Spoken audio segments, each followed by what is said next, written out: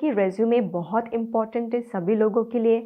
आपका करियर कैसे अचीव करते हो, रेज्यूमे से ही आपको करियर अचीव हो पाएगा।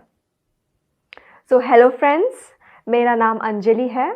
सो today we will go to see a new lesson which is resume writing. कैसे आपको रेज्यूमे लिखना होगा ताकि एचआर इम्प्रेस हो जाए आपके रेज्यूमे से। तो चलिए देखते हैं। If your resume game is week, अगर आपका रेज्यूमे वीक हो, अगर आपका रेज्यूमे ठीक नहीं हो, अगर जो भी आप लिखे हो अगर आप वो ठीक नहीं है, so that means your resume is week. So whenever the resume is weak, you often get any reply from the company. आपको कितने भी महीने आप घर पे बैठो या फिर कितने भी टाइम आप सेंड करते रहो वो रेज्यूमे, इवन स्टिल आपको रिस्पॉन्स नहीं आते। बहुत लोगों को रिस्पॉन्स नहीं आते। क्यों नहीं आते response? Only because of your weak resume. आप जब रेज्यूमे गलत लिखते हो या फिर क्रोनोलॉजिकल ऑर्डर में नहीं हो या फिर अ सेट ऑफ ऑब्जेक्टिव्स या फिर अ सेट ऑफ पॉइंट्स जो मैं आज बताना चाहती हूँ वो अगर नहीं रहा, so your resume gets weak. Weak होने के बाद HR manager will not look at into your resume at all. तो please be careful and in order to क्या बोलते हैं उनको, अगर आप एचआर मैनेजर का दिल जीतना चाहते हो तो resume has to be very impressive.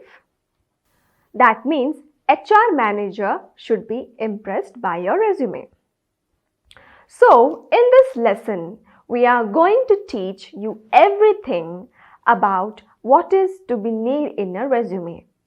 So in this guide, we are going to teach you everything what you want to write in the resume, what is the correct way to write, what is the wrong way you used to do, and we will look at into like what is a beginner resume and how to prepare your beginner resume, and we'll also see the tips and examples, and how to choose a beginner resume, then whether you need to write a summary or objective.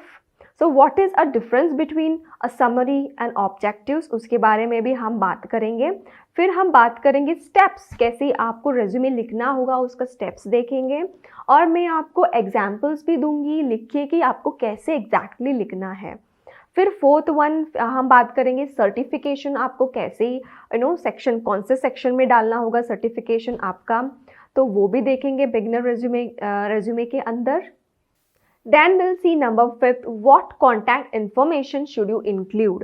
आपको क्या include करना होगा beginner resume में, कौन से contact information, कैसे contact information आपको maintain करनी होगी बुक में, वो भी देखेंगे।